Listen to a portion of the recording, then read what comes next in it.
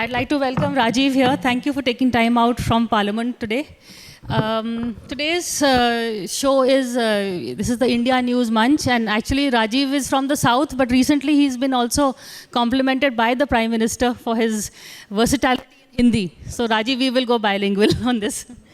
आपका स्वागत है एंड जैसे कि उदय ने बताया कि वी आर टॉकिंग अबाउट नया Bharat, the new age under prime minister Modi, but we also come up from COVID के टाइम से आए हैं और आपको जो स्किल डेवलपमेंट मिनिस्ट्री है उसमें काफ़ी गंभीर रोल प्ले करना पड़ेगा because the biggest fall out of Covid is unemployment. And you really have a license to skill, as they say. So what are the plans? Because a lot of people who are out of a job are the young. You know, there a survey also has come out that older people still retain their jobs, but the younger ones have not been able to find new jobs. तो उसके लिए कुछ आपके plans है, क्या करेंगे मंत्री? तो पहले तो मैं आपको धन्यवाद दूं कि आपने मुझे यहाँ पे इनवाइट किया. मेरे हिंदी के बारे में किसी ने कोई कॉम्प्लीमेंट दिया नहीं है. मेरे हिंदी के प्रयास के लिए कॉम्प्लीमेंट मिला था. तो I will mix it up with Hindi and English. I don't claim to be very proficient in Hindi, लेकिन केंद्रीय विद्यालय का हिंदी है तो मैं ट्राई तो करूँगा ही. एक तो I just want to clarify कि the usual narrative is that I took some time off from my busy schedule to come to a program. And the fact is that the opposition continues to disrupt Parliament, so it is not like I have a very busy schedule. It is a choice between sitting in the central hall and having coffee and waiting for the next disruption. And this is a welcome break for me. So thank you for inviting me. आप जो कह रहे हैं about COVID, and उसका मैं एक context setup करूँ and then I will answer your question. ये जो पिछले 19 महीने में जो दुनिया ने देखा है, भुगता है, has been one of the worst, most disruptive crises that modern world has ever faced. और उसका ये नतीजा है या उसका ये इम्पैक्ट हुआ है कि जो प्री कोविड के लाइव्स और लाइवलीहुड्स के मॉडल्स थे उसमें बहुत ही एक गहरा, बहुत डीप डिसरप्शन हुआ है. तो पोस्ट कोविड के बाद एक इस नए रियलिटी में अगर हम देखें तो जो एम्प्लॉयबिलिटी के स्किल्स रिक्वायरमेंट्स हैं, एम्प्लॉयबिलिटी के क्राइटेरियन हैं, जो अपॉर्चुनिटीज़ हैं, उसमें काफ़ी एक बदलाव आ गया है. तो स्किलिंग का ये रोल है कि जो हमारे एम्प्लॉयबल वर्कफोर्स थे बिफोर कोविड, उनको कैसे रेलेवेंट बनाएं, उनको कैसे रीस्किल करें, उनको कैसे डिजिटल स्किल्स दें ताकि उनके लाइवलीहुड्स में कोई परमानेंट डिसरप्शन ना आए. और जो नए अपॉर्चुनिटीज़ आ रहे हैं वो इस रीस्किलिंग और अपस्किलिंग के माध्यम से वो वर्कफोर्स में कंटिन्यू इन्वॉल्वमेंट रहे.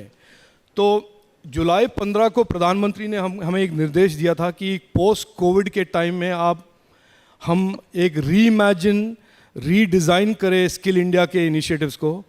और उनका कहना ये था कि हम ज़्यादा से ज़्यादा digital platform, digital learning, digital skills लेके आएँ और हम उस तरफ काम कर रहे हैं. ऑल्सो राजीव, आपका थोड़ा बैकग्राउंड मैं देना चाहती हूँ. I am sure people know, but आपका कंप्यूटर साइंस में आपने मास्टर्स भी किया है. तो एक तरफ से you're a technocrat in the Modi government and I think you landed at the right place in the right ministry also. We finally have a person who knows what the nuances of the ministry. In fact, agar Rajiv ji ke office mein jaएं तो there is a chip, he's put up 2 chips that he has also designed himself. He's been a chip designer. So little bit Rajiv about your background, how, you know, from the politics, from computer science to BJP. First of all, I just want to clarify because it is a little bit of a matter of pride for me कि मैं technocrat का तो title मैं deny नहीं करता हूँ, लेकिन मैंने 15 साल पॉलिटिक्स में रगड़े हैं, मैंने काम किया है. और मैं मानता हूँ कि वो 15 साल का जो पब्लिक सर्विस का record is not something that I would like dismissed because of a title called technocrat. I have worked. Not take that shortcut in your biodata. Yeah, 15 years of public service, yes, and then the BJP. And I think that my record of public service is a reasonably decent one, and even media critics would give me reasonably pass grades on that. So number one. Number two, look, yes, it is true that I've spent over 30 साल 35 साल से मैं technology के means technology में involve हूँ। मैं engineer था, मैं सिलिकॉन वैली में एक सीपीयू आर्किटेक्ट था, डिज़ाइन इंजीनियर था इंटेल में। मैंने 2 चिप्स के डिज़ाइन में मेरे I was involve in those teams. उसके बाद यहाँ पे इंडिया में आया और मैंने इंडिया के one of the first mobile companies में as a technologist, as an entrepreneur I built it.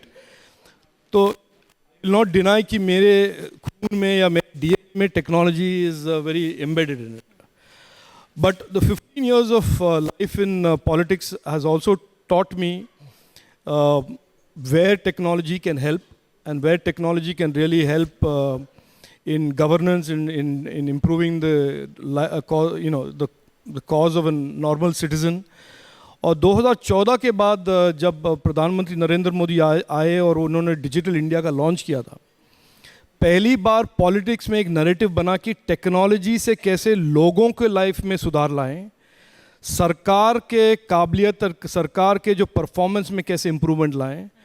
और जो आपको तो याद ही है कि 4 से 14 तक जो हमारा एक नैरेटिव बना था डेमोक्रेसी का, that democracy is always dysfunctional, has to be corrupt, subsidies will always be leaky, and in the famous words of the late Rajiv Gandhi, that every 100 rupees that is sent from Delhi, only 15 rupees reaches the beneficiary. All of that was the conventional narrative about democracies in general and India in particular. And from 2014, technology was deployed to turn that narrative around and in a sense nix that narrative. और आज के दिन में जो 100 रुपये निकलते हैं दिल्ली से बेनिफिशियरी की ओर, that 100 rupees reaches the beneficiary, as we saw during COVID. So I am the journey of my journey as a technologist, as a technology entrepreneur into politics.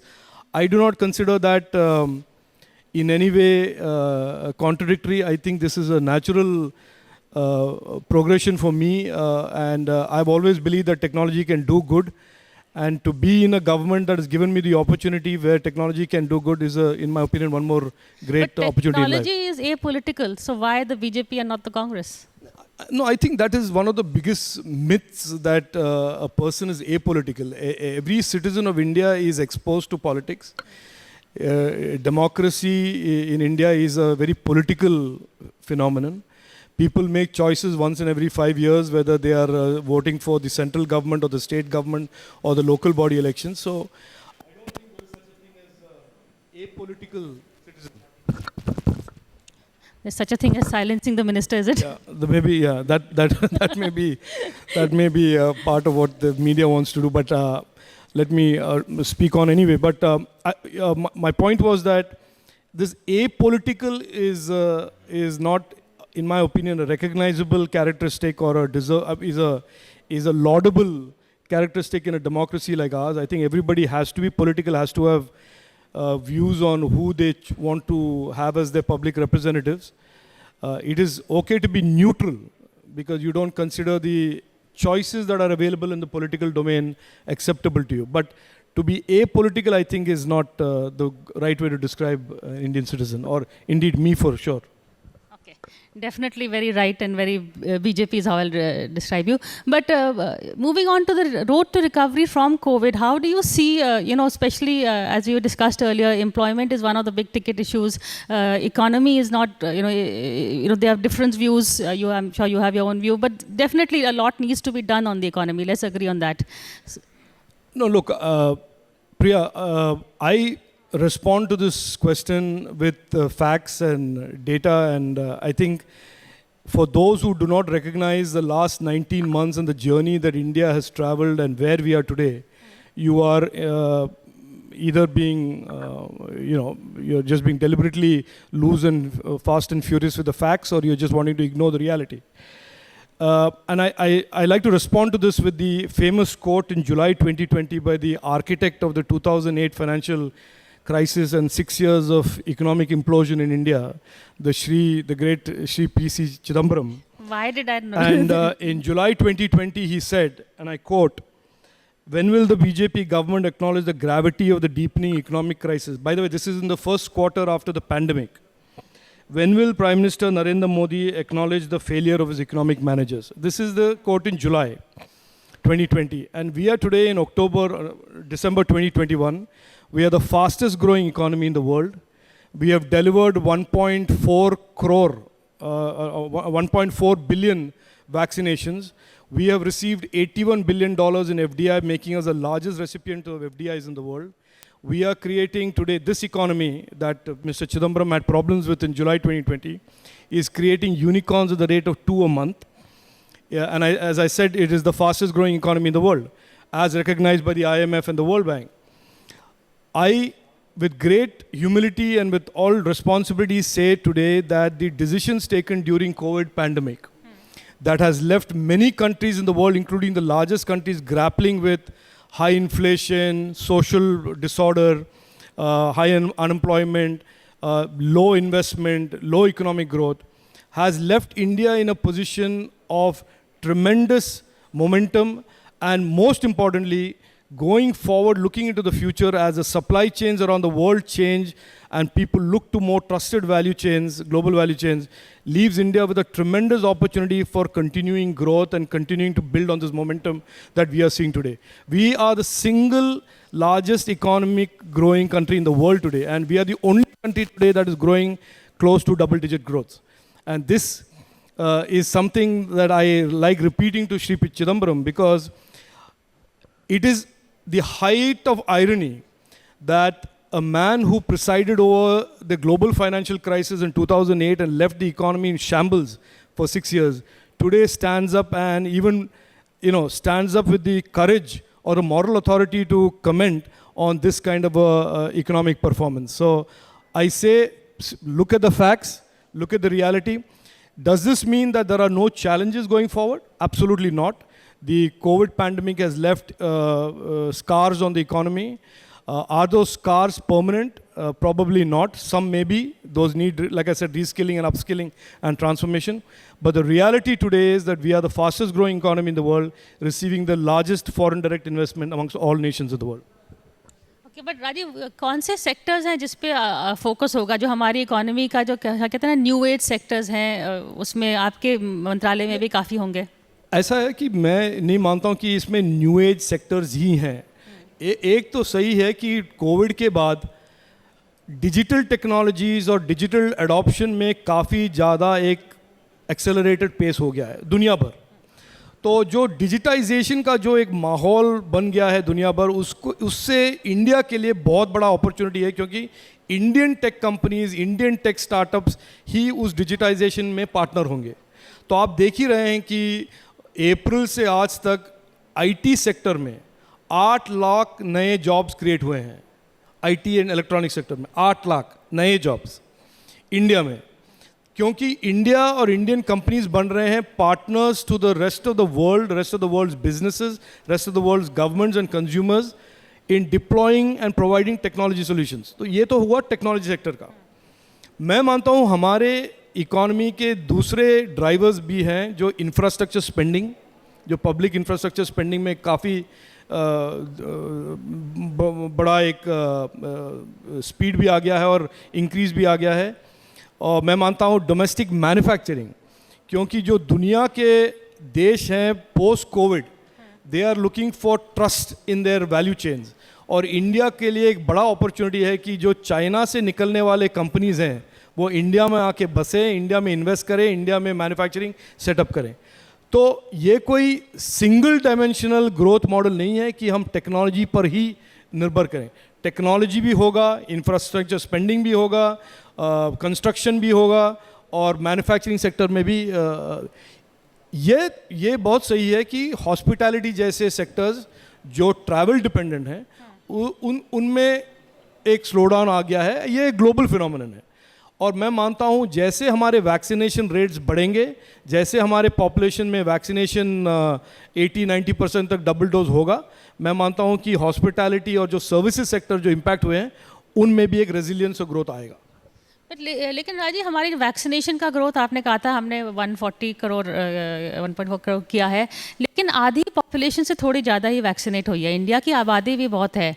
हाल में हमने सेरम इंस्टीट्यूट के मिस्टर पूनावाला का interview देखा था कि government ने अपना order देना बंद कर दिया है, तो मैं भी अपनी प्रोडक्शन आधी कर दूंगा। तो ये दोनों थोड़ा सा कॉन्ट्रडिक्शन इन टर्म्स नहीं है? नहीं, कोई कॉन्ट्रडिक्शन नहीं है। आप जनवरी 21 में आप नहीं, लेकिन काफ़ी यहाँ पे दिल्ली में लोग कह रहे थे कि ये कैसे हो सकता है, 1 बिलियन दिसंबर तक कैसे होगा। जनवरी में ये भी कहा गया था कि बिल्कुल कोविड से हम जीत गए हैं। No, I respond to this like this, there is nothing wrong and there is a fundamental right for everybody to be cynical, and I think there is an overdose of that cynicism in Delhi, and that's fine. Everybody has a right to be cynical, but our government under Prime Minister Narendra Modi ji will defy that cynicism by actual accomplishment.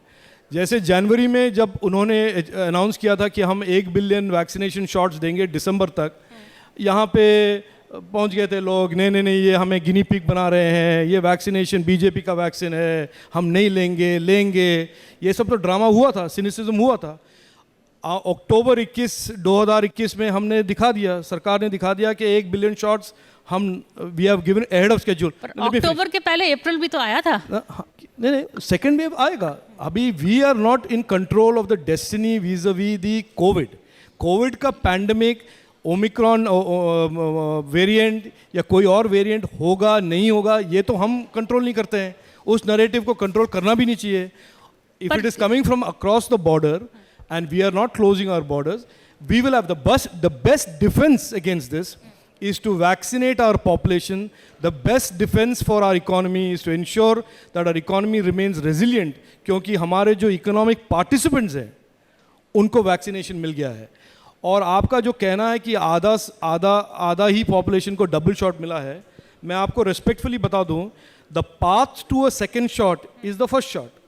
पहले first shot करें तभी तो second shot पहुंचेगा। पर जो production को क्यों रोक दिया, ऑर्डर्स नहीं, यही मिस्टेक अप्रैल में हुई थी राजीव, उसी समय आप वैक्सीनेशन शॉर्टेज हुई थी because we did not anticipate. वही हो रहा है, हम दिसंबर में आ रहे हैं, हम सोच रहे हैं हम जीत गए हैं, फिर प्रॉब्लम आएगी बिकॉज ओमिक्रॉन सबसे ज़्यादा इन्फेक्शियस भी है।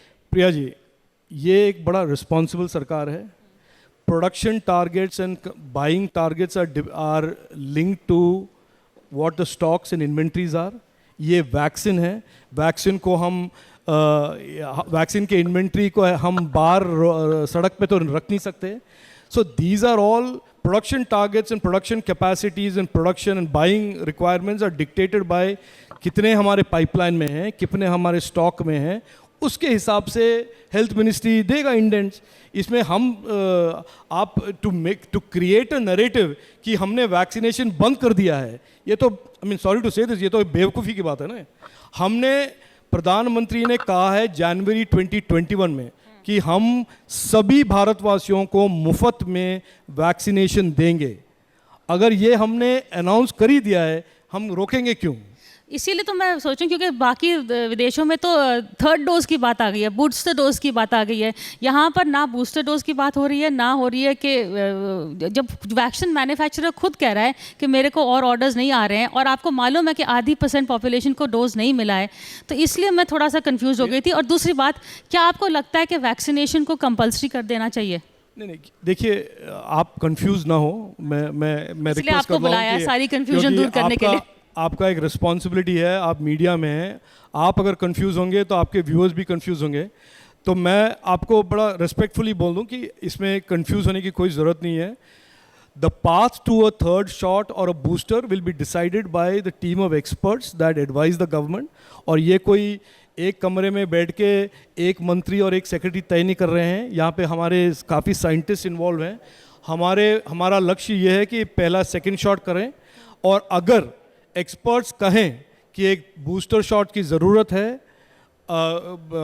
एक्सेट्रा एक्सेट्रा, सरकार विल डिसाइड इट।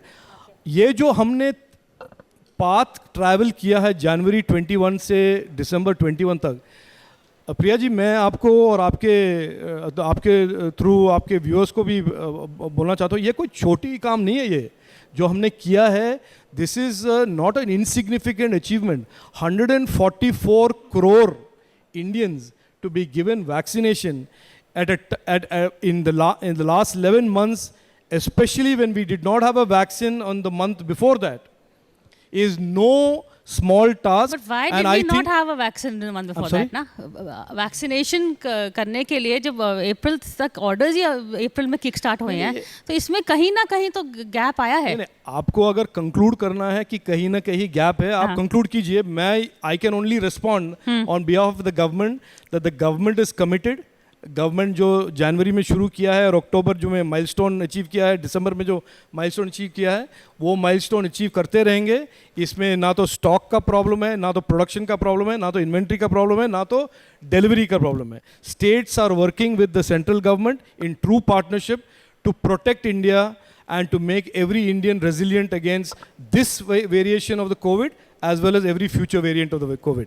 ठीक है, आखिरी में मैं एक और आखिरी का सवाल करना चाहती हूँ कि जो मैंने पहले आपसे सवाल किया था, how is it like to work in the Modi government? You know, you worked in the corporate sector, now you are working in this sector, so थोड़ा सा वर्किंग स्टाइल के बारे में अब हमको बताएंगे? नहीं, मैं मानता हूँ it is an very inspiring opportunity for me, because one of the defining attributes of Honorable Prime Minister Narendra Modi ji is he lays out targets and goals for the country that many cynics say are not achievable, and he goes ahead and delivers on that. And that is an amazing track record in a country where we have seen multiple leaders come, multiple leaders go. बहुत सारे लोगों ने slogan बनाए हैं, slogan उड़ाए हैं। यही एक प्रधानमंत्री है जिन्होंने टारगेट रखकर टारगेट अचीव किया है, लोगों को प्रोटेक्ट किया है, और इकोनॉमी को हमारे दिल्ली में बैठ के जो वंडर टीम ऑफ इकोनॉमिस्ट जो क्रिटिसाइज करते थे उन्होंने दिखाया है कि इस कोविड के दौरान भी इंडिया मजबूत है, मजबूत रहेगा, और इकोनॉमिक ग्रोथ 10% तक उन्होंने लेकर खड़ा रखा है इकोनॉमी को। And I feel it is very inspiring, and the opportunity that I have to serve is indeed a opportunity that I value and cherish a lot. Thank you, Rajiv ji. I will rest by saying that yes, I disagree with you on some point, but I'm scared you will again put me in Chidambaram's khema. So then, like I said, it's a fundamental right of every journalist to be wrong. Well, I'll stick to being a cynic and allow him, since we are the host, to let him have the last word. Thank you, Rajiv. For more such videos, subscribe to the NewsX YouTube channel, hit the bell icon.